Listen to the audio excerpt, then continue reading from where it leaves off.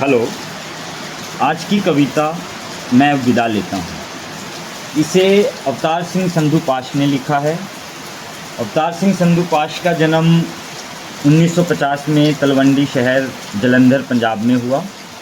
पाश को 70 के दशक में पंजाबी काव्य जगत का रोशन सितारा माना जाता है। पंजाब में जब खालिस्तानी आतंकवाद अपने उफान पर था और काफ़ी साहित्यकारों ने चुप्पी साध रखी थी, पाश की कलम उस समय भी नहीं रुकी और वे अपने मोर्चे पर डटे रहे। 23 मार्च 1988 में आतंकवादियों के हाथों अपने हंसराज मित्र के साथ वो अपने गांव में मारे गए। मैं अब विदा लेता हूँ। पाश। मैं अब विदा लेता हूँ मेरी दोस्त, मैं अब विदा लेता हूँ। मैंने एक कविता लिखनी चाहिए थी, सारी उम्र जिसे तुम पढ़ती रह सकती। उस कविता में महकते हुए धनिये का जिक्र होना था, ईख की सरसराहट का जिक्र होना था। उस कविता में वृक्षों से चूती ओस और बाल्टी में चोए दूध पर गाती झाग का जिक्र होना था। और जो भी कुछ मैंने तुम्हारे जिस्म में देखा, उस सब कुछ का जिक्र होना था। उस कविता में मेरे हाथों की शक्ति को मुस्कुराना था, मेरी जांघों की मछलियों ने तैरना था और मेरी छाती के बालों की नरम चौल में से स्निग्धता की लपटें उठनी थी। उस कविता में तेरे लिए, मेरे लिए और ज़िंदगी के सभी रिश्तों के लिए बहुत कुछ होना था मेरी दोस्त। लेकिन बहुत ही बेस्वाद है दुनिया के इस उलझे हुए नक्शे से निपटना।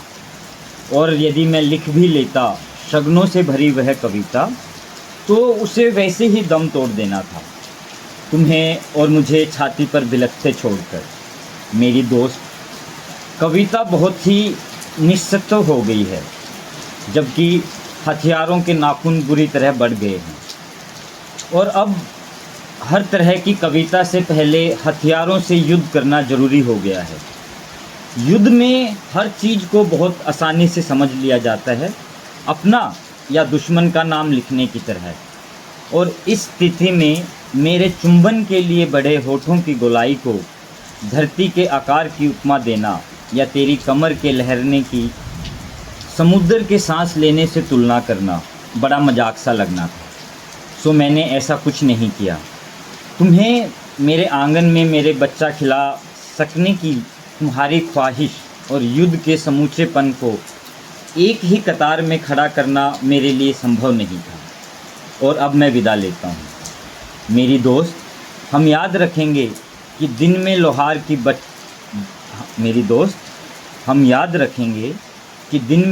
की भट्टी की तरह तपने वाले अपने गांव के टीले रातों को फूलों की तरह महक उठते हैं और चांदनी में पके हुए तोप के ढेरों पर लेटकर स्वर्ग को गाली देना बहुत संगीतमय होता है।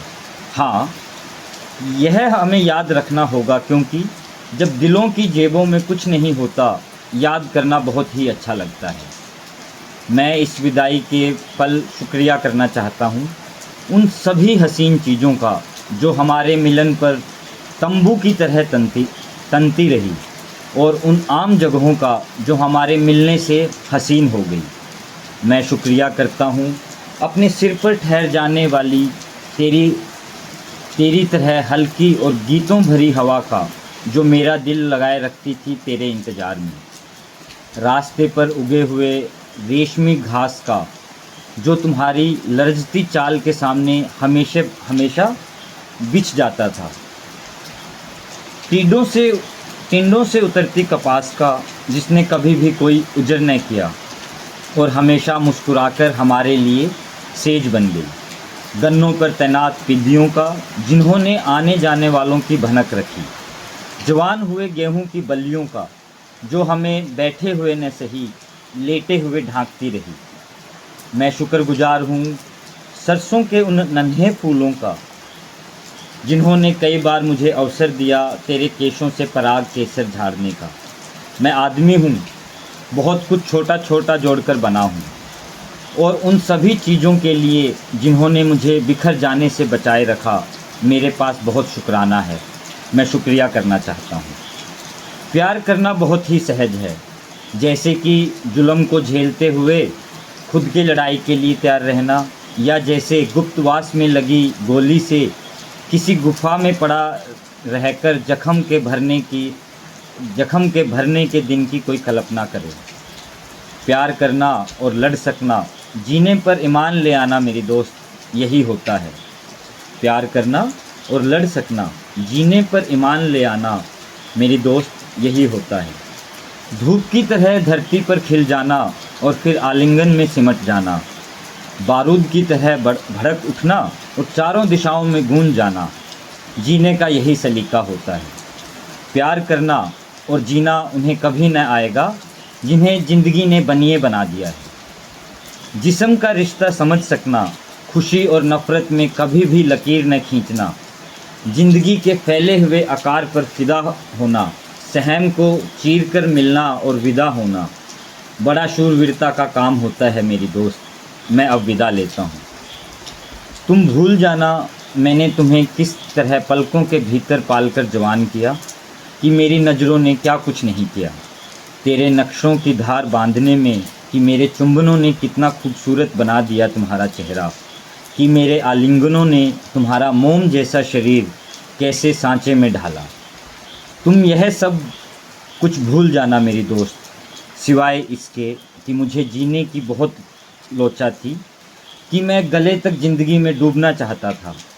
मेरे भी हिस्से का जी लेना मेरी दोस्त, मेरे भी हिस्से का जी लेना। Thank you so much.